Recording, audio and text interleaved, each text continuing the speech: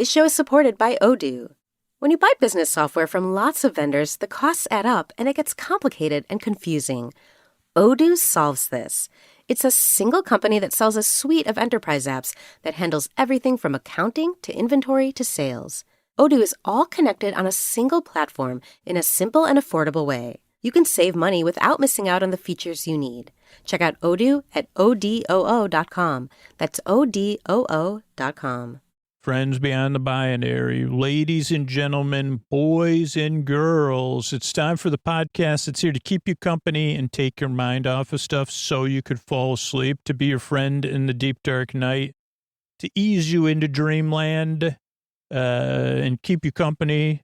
I think I already said that. It was something, this show's really repetitive. By the way, if you're new, so glad you're here. This is a podcast that takes some getting used to. It is very different. But it's well-intentioned. It might not meet your expectations and it might not work for you.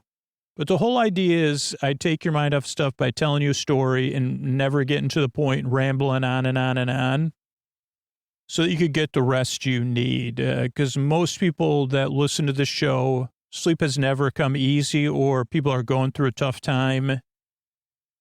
And it could be, physical sensations. It could be thoughts. It could be feelings. But it's really hard to stop those in my experience, and to just take my mind. Like my family used to always say, well, why don't you stop thinking about stuff and just go to sleep? And I said, at this point, I just laugh at that kind of stuff. But when I was a kid, at first, when it started happening, I was like, wow, this really is not good, because they don't even understand. If I could just stop thinking and go to sleep, I would do that. And this podcast does something different that I learned from listening to comedy radio, which is just takes your mind over here to where I am, where you have no stakes. I'll be doing all the rambling. I'll be doing it, but I'm here for you to keep you company. So if you're new, just see how it goes. It takes some getting used to. It's a different show. But I really genuinely hope it can work for you, like the people it has for a while. Or while you're getting through whatever it is you're getting through right now. And what to expect is we got some support coming up. That's great, because you can listen to the ad-supported feed for free. Then there's a long, meandering intro, which is meant to ease you into bedtime. It's not part of the support. It's you don't want to miss out on it unless you're a regular listener and you kind of already figured out how you like to listen to the show, because it helps people get ready for bed and eases you into bedtime. Then there's some sport. Then there'll be a bedtime story. Tonight, we'll be looking at a pilot episode of an 80s TV show about Whiz kids. And it was out there. And this was something I watched because we're kind of waiting to do any new content because of the strikes. So this, I don't know even when this episode will come out, but it was a doozy, man. And so then, and there's some thank yous at the end. So that's the structure of the show. And I'm really glad you're here. I work really hard at your next drive. Thanks so much for coming by. And here's the ways we're able to do it for you for free twice a week. Hey, everybody, this is Drew Scooter. And I just want to lay out some of the goals I have for Sleep With Me, which really haven't changed much in the history of the podcast. So my biggest goal is not to put you to sleep, but to bring you some comfort, relief, some peace of mind, some good company in the deep, dark night, a friendly distraction, maybe bring you some sleepy joy and delight so you could fall asleep. But if you can't sleep, or it's really difficult, or whatever it is that you're dealing with, that you know somebody's there for you, somebody's there with you, that you could just listen to and you don't really have to pay attention to. Because that's what I always wanted my whole life, particularly when I was younger and I couldn't sleep at all, was just some kind of comforting presence to help me fall asleep or to get through the night.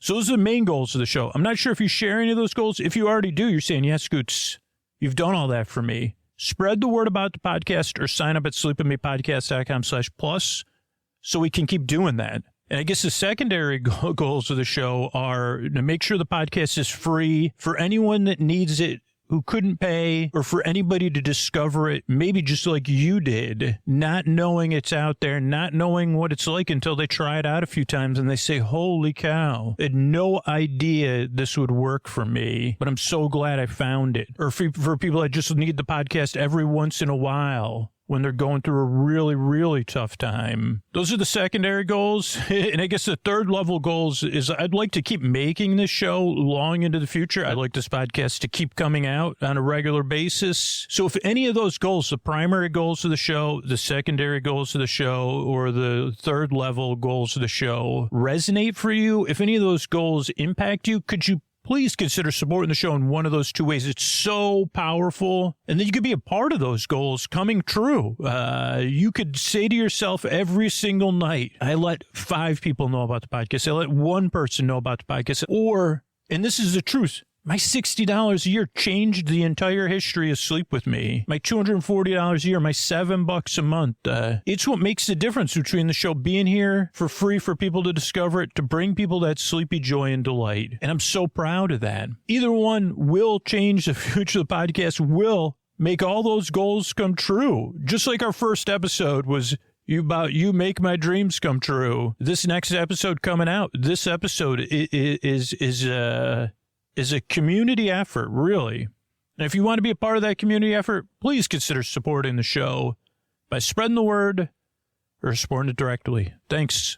All right, everybody, this is Scoots here, and this may be a one-off episode unless it's very, so popular that, people the people that subscribe to the show at Sleep With Me Plus, let me know, and we could do this as a regular series, but it would take a lot. Trying to think how this came to my my attention. But I'm just going to do the pilot episode of a TV show that came out in the 80s called Whiz Kids.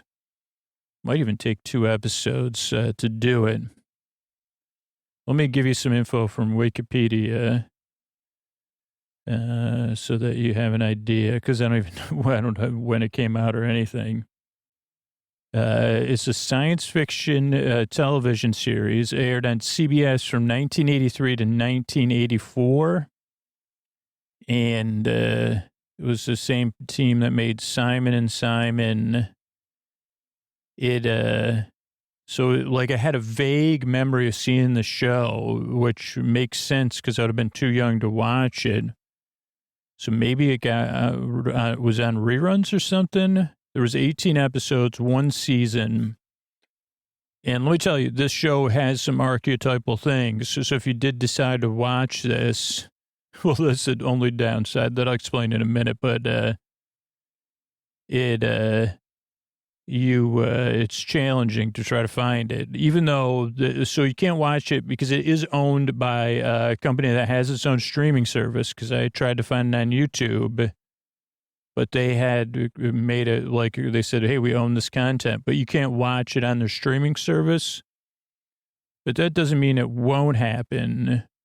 But there is there is a French version, so there's the good news. And I was able to watch a VHS English version, but that was not great. So it was canceled after 1 season, 18 episodes. WHIZ Kids, it's, they said, hey, how about a show with new technology, interesting premise? Teenage computer geniuses. There was a popular movie that had come out in 1983.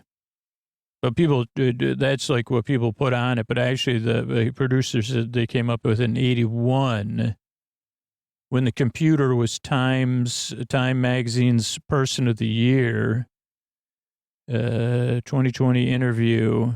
It was about Nancy Drew Hardy Boys concepts. Pitched in 82, then the computer aspects, and it was going to be on head-to-head with 60 Minutes to appeal to a juvenile audience. And they said, okay, let's do it. The pilot was $2 million. and high school age characters. We wanted them at an age it'd be fun to watch them grow if the show was successful. And they hired technical advisors to make it cutting edge technology how it was depicted. Stories are human centered. And then what is this? It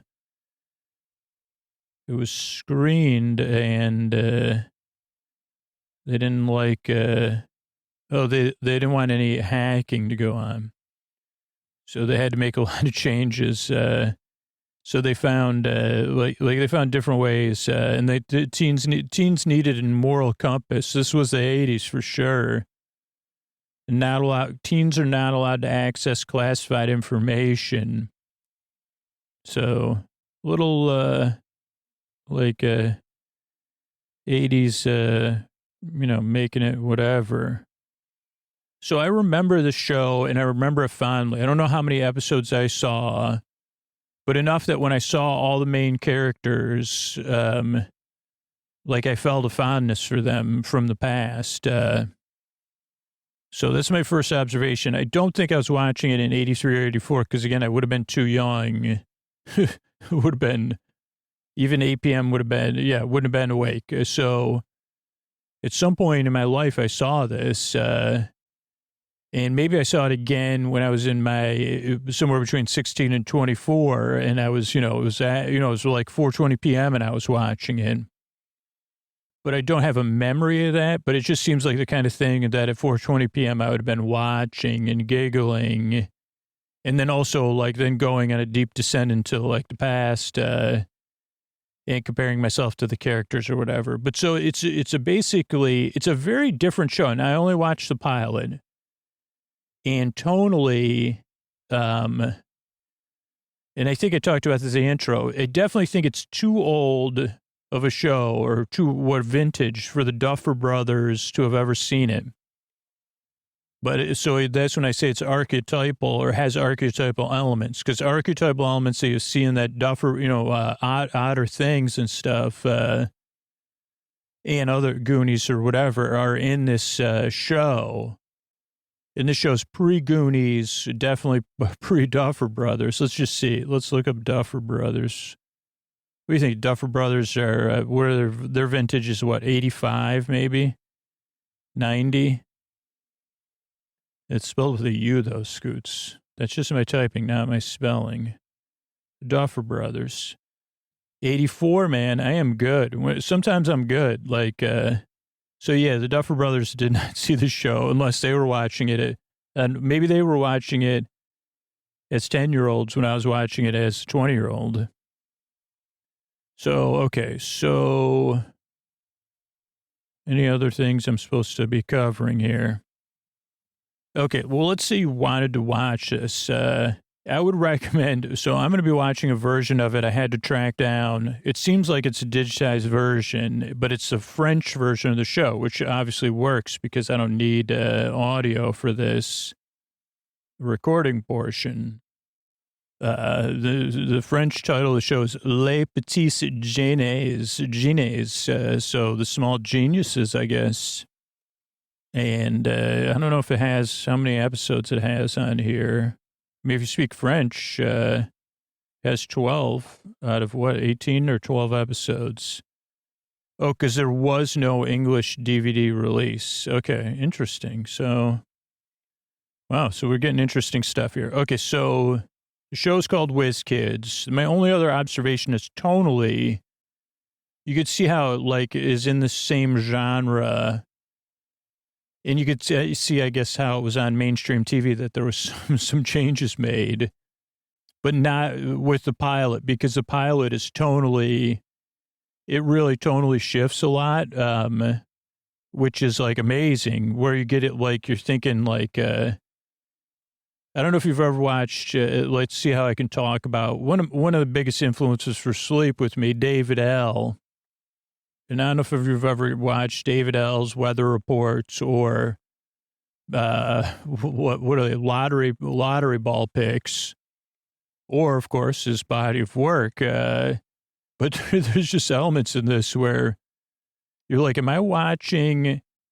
But it shifts to like freshman. I'm guessing like 8th grade freshman in high school, a younger sister, and then going into this world. But I don't know. So it's makes it for quite a ride, man. And also we get one of our favorite actors, Jonathan Banks, is in this, playing Jonathan Banks, and up until the end, a Jonathan Banks character. So I was like multiple times I just put Mike. So one by one, episode one, season one, episode one. So when I watched it in English, it was off of a VHS, so it was not very good. You have Richie, Hamilton, Jeremy, Alice, and Cheryl, the kid's sister, and then Gallagher. But on the French DVD version, they have like a little teaser. And then the music on this show is very good. And then, yeah, there's this company, NASCorp. So even if you want to look it up on YouTube, that is on YouTube, just the theme music. It's very cool. But yeah, the one of the Lynchian things, or Lost, also reminded me of Lost, is in so there's like really cool elements to the show. And I guess I can see how the network, it wasn't, I guess the show in some sense wasn't able to define itself. So I don't know if in the later episodes they're able to lean into this idea of NASCorp running everything. But I think it's cool. I mean, personally, and it reminds me of stuff I really like. So yeah, one by one VHS, Cheryl, kid sis. There's a reporter, Gallagher, which I guess in the now that everything has to be no hacking allowed, like according to the Wikipedia article, maybe there's other authority figures that help the youth. But it starts out with. Let's see, right now they're doing the thing, Les Petits Genies, and we see some fish, some fractal art. We got Max Gale. I don't think Max is in the first episode, though. Oh, oh my goodness, there might be more than one reporter. Interesting. But yeah, they start to show Richie's the main character, and he's turning on his computer stuff. Then we got Hamilton is the cool cat. He's kind of like got this jock type. He's flexing his muscles. Then we've got Jeremy. Jeremy's popping a wheelie on his bike, running for office, or volunteering as someone running for office. Then we have Alice, who she's playing the cello, doing ballet. And we have Cheryl, the younger sister. Cheryl, keep out, her arms are crossed.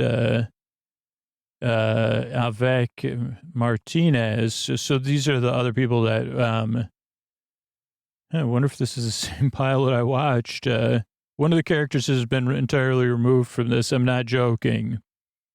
So there was a reporter character named Gallagher. Okay, but this is what I saw so far. So a cab turns on a corner, takes a right. It seems like it's Los Angeles, and pulls up to a detection center. Detection. I thought it was a defection center when I saw it. That was my note. Somebody gets out of a cab. She crosses the street. She's looking at a building, goes through a gate. Oh, there's it's a building to get well. And then the camera starts to go right, and we see it's run by the NASCorp. So first thing. Then we have a character, she's looking in the mirror, and she's taking care of somebody that she cares for.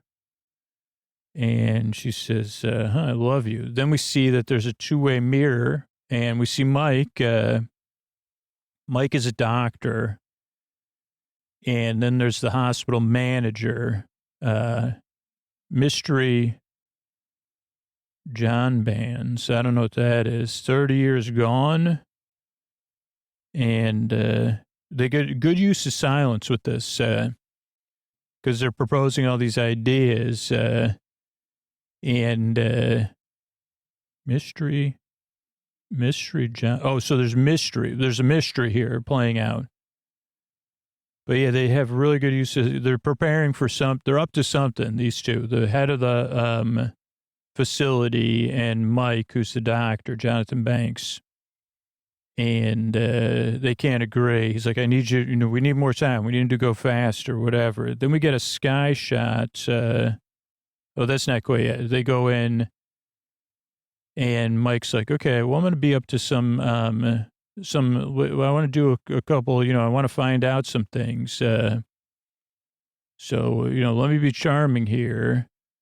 And if we could have this guest, why don't you stay here as our guest too? So she says, okay, I guess I'll stay here as a guest since I'm already caring for my family members. Then we get a shot of this park and neighborhood from the sky.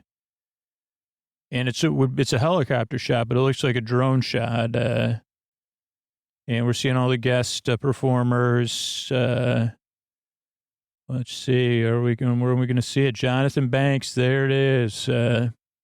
James Whitmore Jr., Don Dubbins. Okay, so we see this. I think, honestly, I'm almost positive is the Universal Studios tour. And yeah, it is, because we're seeing, maybe not. There's like some bungalows that look like they're in one of the Western scenes from the Universal Studios, but it might not be. It's tough to tell. I think I know everything, but it's just an act. This episode was directed by Corey Allen. So we see 3 kids on bikes on a ridge. They're happy. Oh, boy, are they. Jeremy's smiling. They're all smiling, biking in slow motion, BMX biking. Like the joy of biking. That is what this sequence could be called. And then they go through some old fences and stuff. 3 kids on a bike, very happy montage. That's exactly what I wrote. And then Cheryl and the dog are following them. And they say, Cheryl, this is old Miss Harrison's house. Miss Harrison's house, what about the junkyard, man? And they're cracking jokes about Cheryl and junkyards. And then we get now they're biking in slow motion again. And Cheryl's watching them. She's sitting up on the fence. So I guess they're like right on the property line. Maybe they dared each other to go onto the property to go to the junkyard.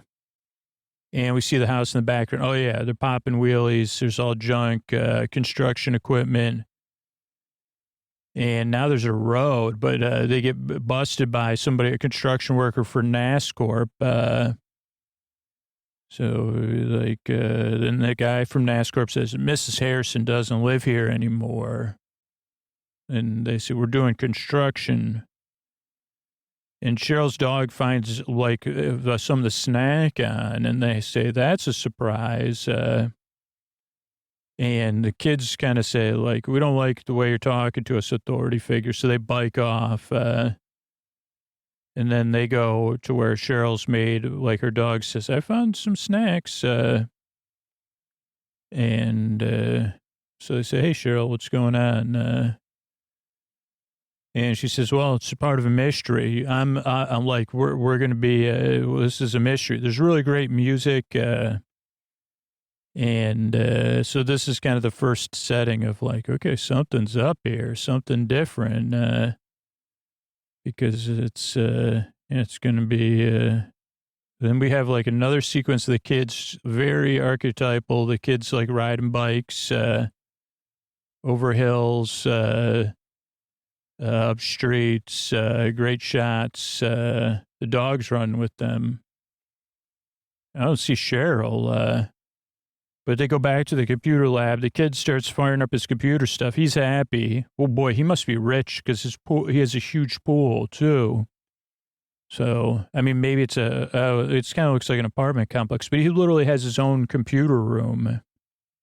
Not trying to say pejoratively rich. It's just I wouldn't be on my computer. I'd be in the pool, but that's his choice. And his computer already has Face ID. So it starts to do face checks on the boys after he fires it up, all 3 boys.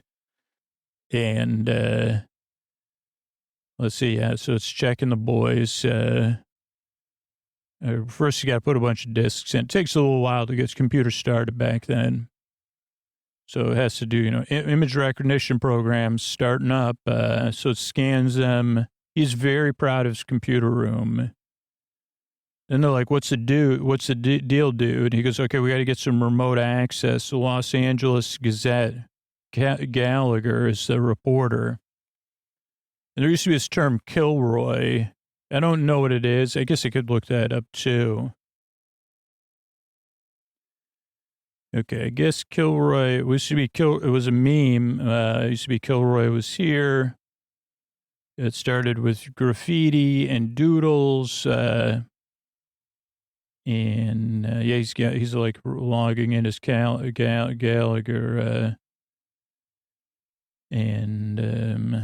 I guess it went from being in the real world to the online world at some point. Oh, yeah, because it was like a meme that made it say, is there actually someone named Kilroy that's like a super spy? So then we have Gallagher work. He's seeing the kids are logged in on his computer. We go back to the construction site, and we see that this developer was so there's a developer on the phone at the construction site. It's also the guy that was running the place of rest, where everybody was getting well. And he's overlooking this development. He's patting his head. You don't twirl your mustache in the 80s. You pat your head. So, but he says, this actually works out perfect for me. Jackpot. Then their kids are with the reporter. The reporter's reporting on this mystery. 30 years ago, kids and the reporter, Shirley Harrison. And so they say, okay, there's actually some kind of story here. There's also the construction guy. We have a cool fade effect coming up.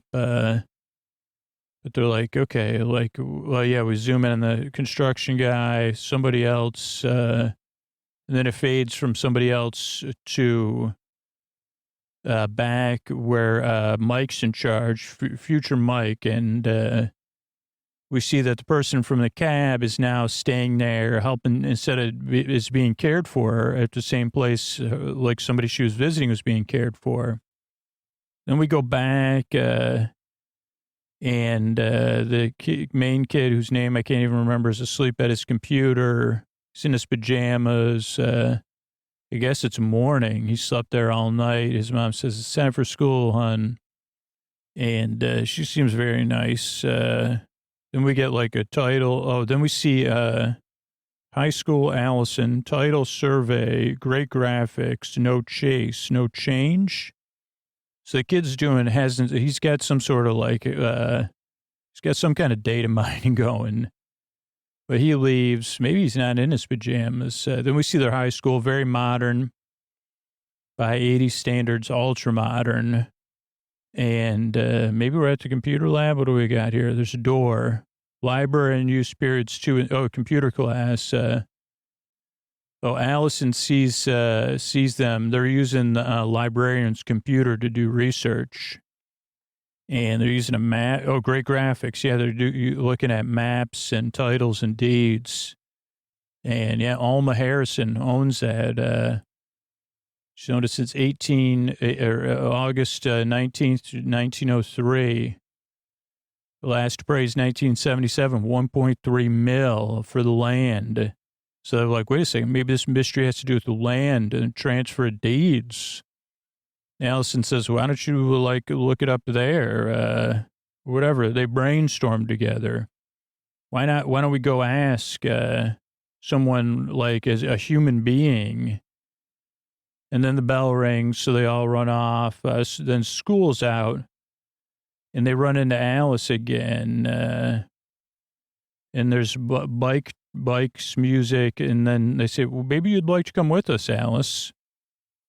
And, she's getting her bike. She's unlocking her bike. They're coming to her bike. Their bikes are parked in the same spot, but they don't know how to handle it, right? They're just freshmen. So they finally say, Allison, maybe you'd like to join us. The guy with the muscles does that, though. Forgot his name, too. But whatever it does. It's not super important.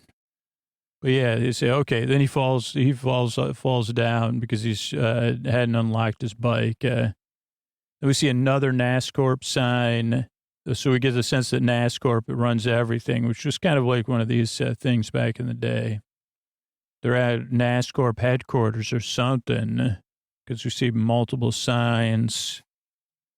Yeah, it's like a very modern campus. It's actually like kind of brutalist architecture, but for back then, modern. Then we see the developer inside, and they're like, wait, they're going to meet with the developer. So, yeah, they are. And they're asking about, hey, what's this development? We're doing a report, by the way.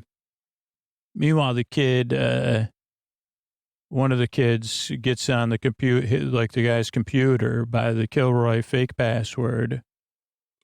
He's like, keep it distracted. It doesn't work. Password fails. And they say, okay, yeah, this is interesting. Tell us more about this development. And they're all watching. The guy's really excited about it.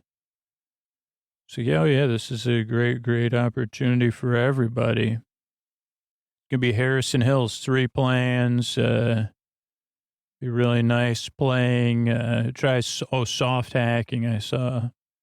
And yeah, they say, well, what about that other land? Doesn't somebody own it? Oh, yeah, but it'll be default on the taxes, so we'll be the highest bidder.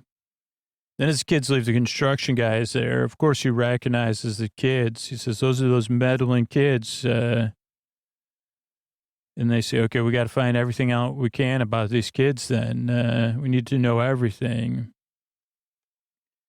Then we have a payphone sequence where all the kids are on payphones trying to do research to find the original title owner. So, no, not exactly riveting stuff except for a sleep podcast, title, transfer of titles. I don't even really know what a title is. Proof of ownership, I guess, because I have a title for my car. But the kids find her, and then they hop on the bus. They go to, and they say, oh, no visitors today. And there's theme music, but then the kids, they're like, well, we're going to sneak in then. And so Allison pretends to be a fake nurse, and they're like, 211 or 240, huh? Okay. They get confused because there's 2 different numbers. And then they run into somebody else who's actually trying to be helpful. She goes, oh, no, she's in 240. Like maybe you had your people mixed up, but she's resting. And then we have like more bike riding with ominous music. But we go back to the computer clubhouse. And Allison's like, oh, well, I guess this is it because you guys are in your own club, huh? And they say, no, well, we didn't say you can't join our club. You just have to pass the initiation. So Ralph is the name of the computer. Ralph asks her name, Alice, not Allison Drew. And she talks to the computer, and she says she uses the nerd word, but they go, we're not nerds, we're hackers. Welcome to our club. Alice Tyler Lazenby. Maybe Lazenby's a computer expert at NASCORP. I don't know. But we find out that 94-year-old Miss Harrison, she headed out from Earth Farm to Big Farm. But she's not the person who took the bus, who was still there visiting her, who was still there sleeping. Then they go to the reporter who's like, yeah, there's a big story here. It's not the one you got. It's a 1950s mystery. Saves them 7 years. And this whole property's worth so much money. And they say, well, what if we make sure we know who everybody is? Isn't there technology nowadays for us to do that? And we have to prove who is who. So then they search a database. We actually get to see some computerized, some high-tech computer, like, what do you call them, newspaper layouts.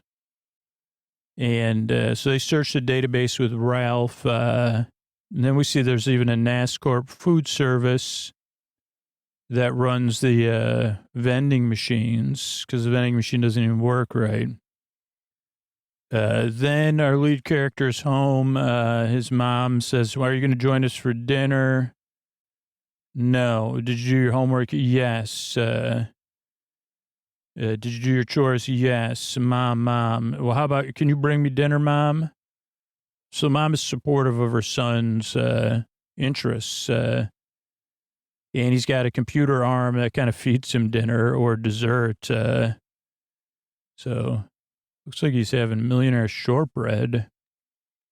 Okay, then we go back to another building, permit building, I think. They know the kids there because they're wagging their fingers at them. And everybody seems cross. Maybe he needs help. It's the school office, the principal's office. People are they're sending him DMs on the computer. So high-tech stuff, clear phone line override. So he can have his computer, Ralph, call the school and then take over the school phones and DM him. But he's only using it for good. I think this sequence was cut out of the one. I didn't see this, but I can see how it plays out. 3, 2, 9, 6, 7. One match, La Brea. Now the kids are all riding their bikes, and we see the woman sleeping. She is a Harrison, right? And also Mike goes to the developer. It's like, "I don't like this anymore, man. I want out of this." Because Mike's like, we're bit over big farming, man. And he goes, he goes, "Well, some people big farm faster than others." And he's like, "I don't know." We even see that the car insurance. So we start to see the reach of the NASCOR, because I think Richie's parents or somebody's parents, is there a character named Richie? They're like, NASCOR called, our car insurance has been canceled. Okay, then we go to Shirley Harrison's room, Slade, and then we get this Jerry Cruncher situation. So they're like, "Okay, I'll take care of the kids." They call up this dude Slade, who's their fixer, and they go, "Slade, we've got it's Jerry Cruncher time." That's a deep cut, anybody that gets it, but they say, "We need you to look around for some stuff, Jerry Cruncher style." The kids are also doing some Jerry Cruncher style stuff, like just digging in the dirt. NASCAR runs it. Even the place where you leave your stuff behind when you go to visit the big farm. $77 a month they're paying for their car insurance, Richie's family, because he doesn't drive yet, though. I guess that's not bad comparatively. If you don't have a teenager driving, like, I don't think my insurance would be that much more. Okay, so then they run into Cheryl and the dog because they're sneaking out. "Don't tell Mom." Open sesame, empty. But yeah, they're trying to sneak around and uncover, stuff that they need to prove things. So they're digging in the dirt, like that song. And it turns out Cheryl's there and Alice, and Cheryl wants to go home. So they say, okay, and La Brea, run by a NASCOR.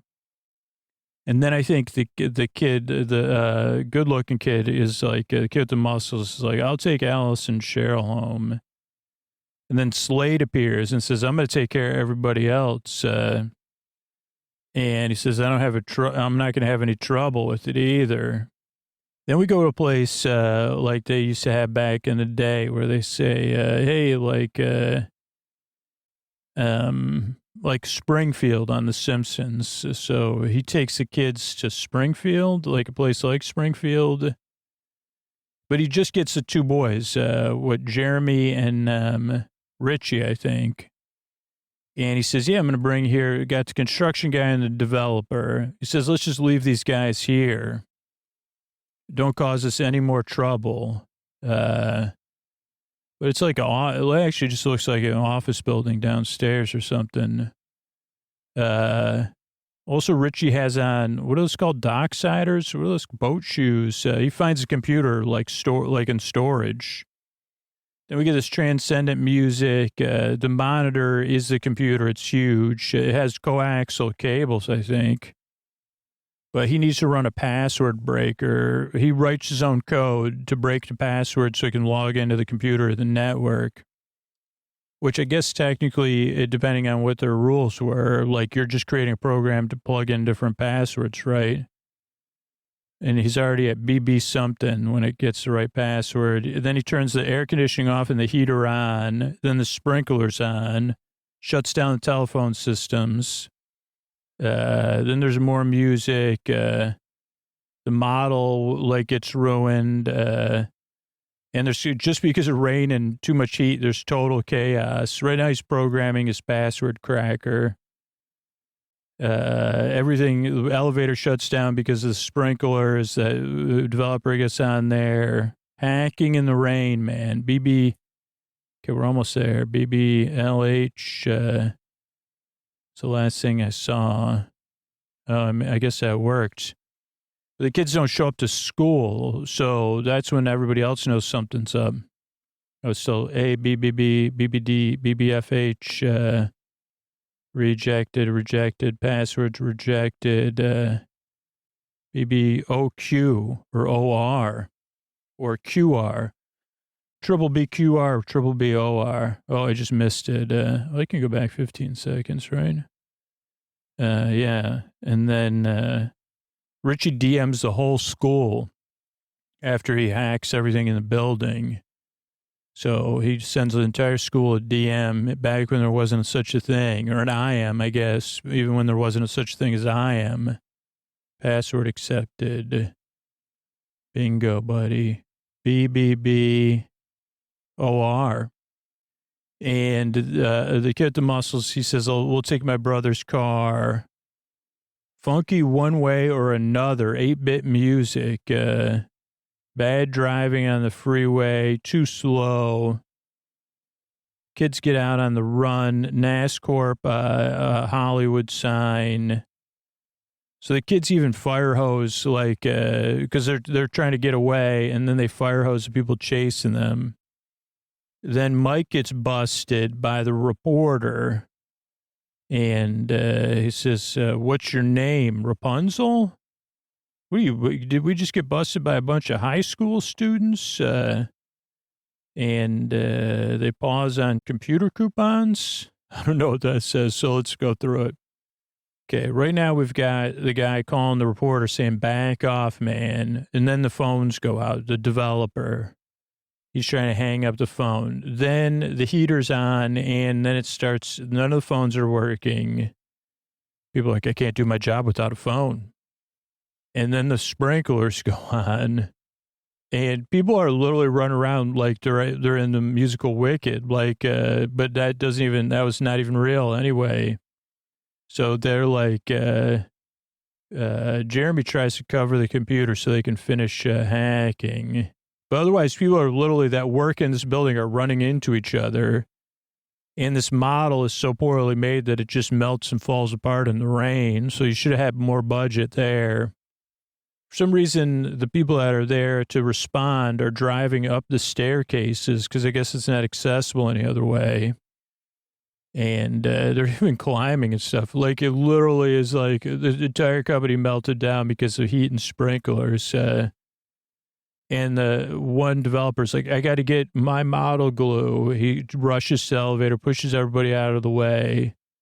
And of course gets stuck on the elevator. Then he's really irritable. And of course the phone doesn't work. And then a sprinkler goes on. So that's like a typical, can't get any worse, can it? Richie's still it's funny that they couldn't have the kids, they wouldn't allow the kids to, hack anything, but they could use a computer in the pouring rain. So then they get into, like, the place where the woman, Shirley, is. She was born in 1921. And, no, that's not right, because she'd be 60-something, right? 20 plus 6, no, yeah, 80. So now they're checking somebody else. Computer doesn't work anymore. So they have to get out of the room. Reporter, he gets a DM, and room 211, get over there. Oh, and we do have the like Kilroy meme switch or meme thing. They also, the message went to the school and every computer at the school, and and the newspaper. So that's when they take the car. They run down the stairs. Alice and Mr. Handsome, I don't know what to call him. He gets his brother's keys. I guess his brother must be a senior or something. He's got a nice car, but obviously his younger brother's not a very good driver. Everybody laughs. And this scene is in Clueless because I just watched it. So he tries to get on the freeway going too slow, probably the same freeway. And, he's got to get, build up his experience, I'd say. So they're not going fast enough. This shot is definitely in LA because we can see a couple landmarks. They're trying to get out of the room that they were stuck in. And actually somebody finds them, and is like, hey, I'm happy to help you. And then everybody's running around. Okay.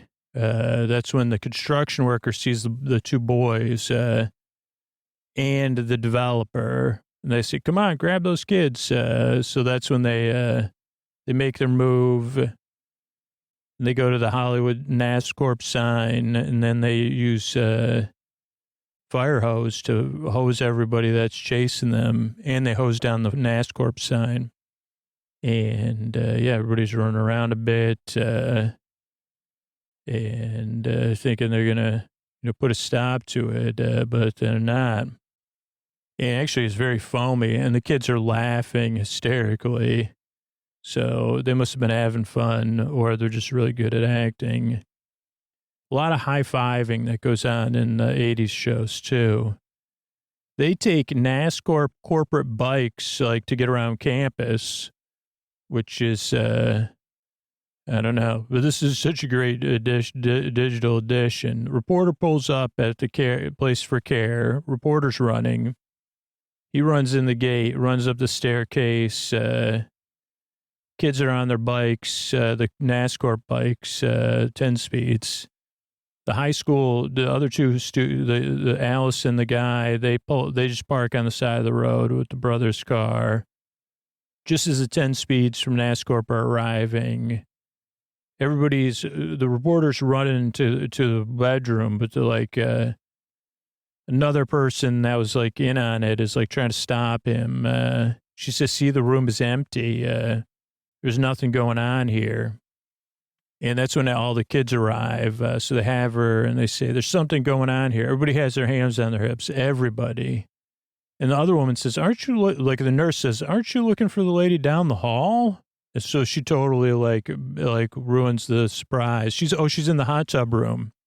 So we go down to the hot tub room and Mike is down there, and Mike's like, okay, well, and then Mike tries to run away because they say, you're a part of this. And he like goes, and the two of the kids like jump on him and they fall into the hot tub. It's like a small pool size hot tub. And that's it for Mike. He's like, he's like wet noodle or something. But that's it. The case is solved. This was a title holder basically. And yeah, Mike's totally, but also what's funny is that just somehow it's all resolved. Like, even though the sprinklers are still on at the corporate center, the reporter goes there as everybody's getting their consequences, trying to do interviews. And he says, let me take your picture. Case closed. Nice job, kids. Get in the picture. That's kind of cute. And it freezes at the end of the four kids. And then it goes to a thing. Let's see what the headline is. NASCorp exec, two others busted. They're up to no good. And that one's Los Angeles Gazette published daily. But I don't know. I mean, I think, like, here's what I liked about the show. Good casting.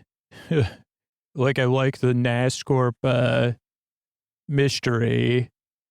And, like, again, it just has these, like, interludes of bike riding. There's a lot of joy in this one. And I don't know I don't know if I could watch this. I can't watch it in French because I don't speak French and there's no subtitles. There may be other, like, low quality VHS, like, duplicates out there, like, but that's hard to watch, you know? But yeah, let me know what you think. The reason we did this one-off episode was like, the strikes have ended, but I just want to make sure I had, just other material to have recorded in case we needed it, you know? So yeah, that's it. Thanks for joining us here on, Whiz Kids, one-off. Thanks and good night, everybody. I want to thank the latest batch of people who moved their subscription over from Patreon to Supercast just to use Sleep With Me Plus. Lorelei, Michelle, and Ted. Thanks. Good night. Skay, Rafi, and Robert. Thank you. Thanks, and good night. Charlotte, Ellen, and Robert O. Thanks, and good night. Sheila, Caitlin, and Paul. Thank you. Thanks, and good night. Laura, Deborah, and Lois, Anna. Thanks, and good night. Janine, Catherine, and Caitlin. Thank you. Thanks, and good night. David, Jessica, and Lakeisha. Thanks, and good night. Patricia, Lindsay, and Nathan. Thank you. Thanks, and good night. Steph, DJ, and Dennis. Thank you. Thanks, and good night. Susan, Lee, and Kim. Thank you. Thanks, and good night. So thanks everybody who moved over. Couldn't do it without all you. Sleep With Me exists as a show because of people that support the show directly, particularly people that have moved over to Sleep With Me Plus or signed up to Sleep With Me Plus. So you could do it at sleepwithmepodcast.com/plus. But the people that support the show over Patreon and Apple Podcasts over the years, and the people that support the sponsors, thank you, because that's how I get to do this and put it out twice a week. I couldn't do it without you, though there's a huge free way to support the show, because I know a lot of people aren't in a position to support the show financially, but you can support it through just some small efforts of spreading the word about the show. And particularly now, if you use our referral program, our referral link, sleepwithmepodcast.com/refer, you could get rewarded with ad-free and story-only episodes on Sleep With Me Plus. So, yeah, check that out. And thanks so much. Thanks, and good night, everybody. Hey, everybody, this is Scoots, and I'm just kind of running through here as I tuck you in. I've been trying to talk about the goals around the podcast, right? I don't know if you're hearing this and you're new or you only listen once in a while, don't worry about this part too much. But if you're one of those that are super listeners, those are people that listen longer than a year, listen to more than 2 or 3 episodes a week, listen all night long, or fall asleep fast. 40,000 of those listeners, and you listen about 10 to 40 times more than a regular listener, because a regular listener just comes to the show when they need it, at the start of the school year, you know, when they change jobs, when they have their first child, when something big happens in their life and it takes them a few months and they need the show then, and then they know they can count on the show. And the next time something like that comes up, those people count on the show. And people that aren't in a position to financially support the show count on the show. And people that are just discovering the show for the first time count on the show. But if you're one of those super listeners, if I can't get you and about 400 others, so 1% of super listeners, in 2 years, I don't think the show will be around. I'll be honest with you. So we could really use your support if you're a super listener. And actually, your support will change the future of the podcast at this point. Either way, like if you spread the word about the show, it'll help us grow. And when the show grows, more people benefit from it. The show will grow supporters that way. If you support the show directly, if you're a super listener and you're in a position where you could cut back on one of the streaming services, or you can already afford to support the show, your $60 a year, your $120 a year, your $240 a year will make the difference. Particularly right now, the show's in, like, it will. Like, it'll either make the difference, your $7 a month of the show being here in 2 years, or if you put it off, that's about the thing we're looking at right now, at least as far as, anyway, I don't want to get to that point, but I don't think we need to, because we only need 1 out of every 100 super listeners to support the show, and it'll be fine. But if we can't get that 1 out of every 100, 1 out of 100 super listeners, but I think everybody thinks that it's somebody else or that they'll do it tomorrow. And that never hasn't, it just isn't the case. So I don't know, if you're listening right now, I thought I was going to lay out the goals. Where did I get off topic, or did I already lay them out? Well, my goals, I don't know if I've achieved them.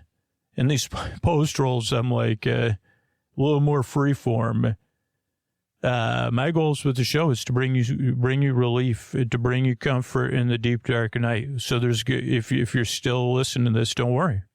Got hundreds and hundreds of other episodes, multiple episodes coming out every week, story-only episodes coming out every week now.